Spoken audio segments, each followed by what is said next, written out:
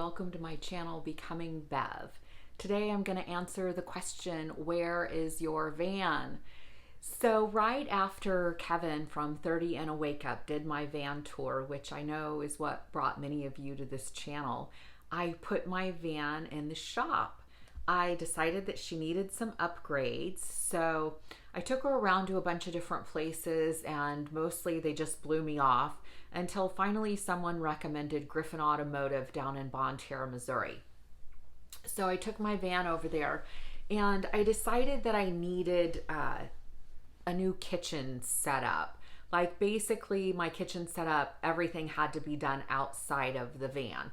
So I brought them some photos and told them about the kitchen that I wanted built in there.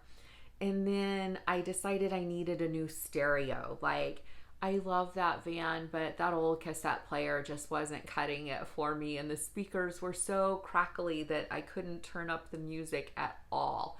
And anyone who knows me knows how I feel about my music and my music collection. So the next thing that I asked them to do was to put a backup camera on the van.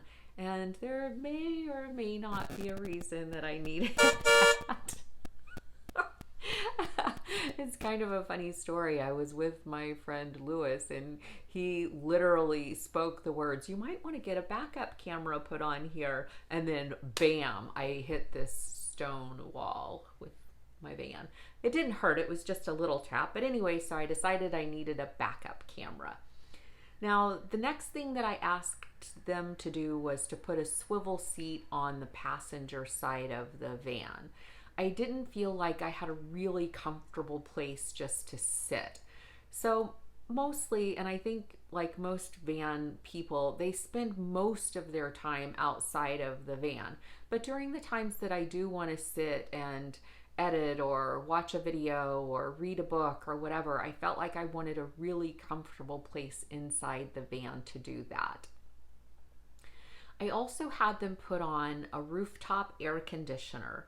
And in order to do that, that meant that I needed to get a generator. So I got a cargo rack put on the back and a generator. So word is I get my van this Friday. So I'm more than a little excited about that. Once I get her back, I will take you guys for a tour. So my plan is to stick close to home a little bit at first, at least for the first few weeks. I'd like to take my van out, close by and just make sure that she's safe and everything's working right. And I feel like it's best to do that close to home rather than venturing off. That way I can bring her back if I need to. And hopefully I don't need to at all. I also want to talk about what direction this YouTube channel is going in. So I feel like this channel is going to focus on van life once I get my van back, but also it's going to focus on kind of reinventing yourself. Like, what do you do with your life when your kids are grown up and you really have a chance to ask yourself the question, what do I want to do with my life? So I think I'm going to focus that direction and just share some insights along the way. Thank you for taking the time to watch this video. Thank you for subscribing to the channel. And if you haven't done that yet, please do. Remember to like and subscribe. And also hit the notification button so when I have a new video that comes out, you'll be notified of that. So a couple of my viewers have made a comment about this pose that I do in a lot of my photos. So I want to talk about that. I'm going to be honest, at first I started doing the pose because I felt like it slimmed me up, just a tad for the photos. And then my friend John Maisel sent me a note talking about the pose. And he said, Bev, when you do that pose, you're really opening yourself up to receiving divine energy. So I thought that that was a really fascinating thought.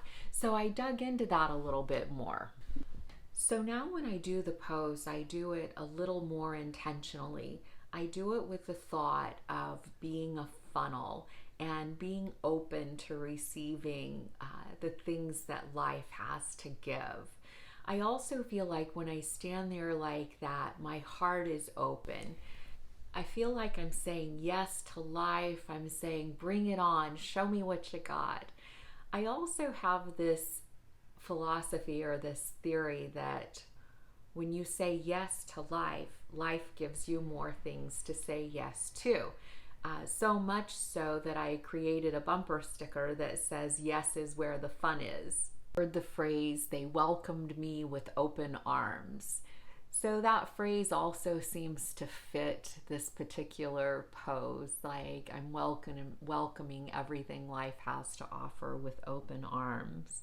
In yoga, this pose is called Urdhva Hastasana, or the upward salute pose. So I feel like we live in two realities. We live in the earth reality and we live in the sky reality. And this pose seems to connect the two. And in typical Beverly style, I'm also going to toss a few others in there just because they make me smile. And I hope they make you smile too.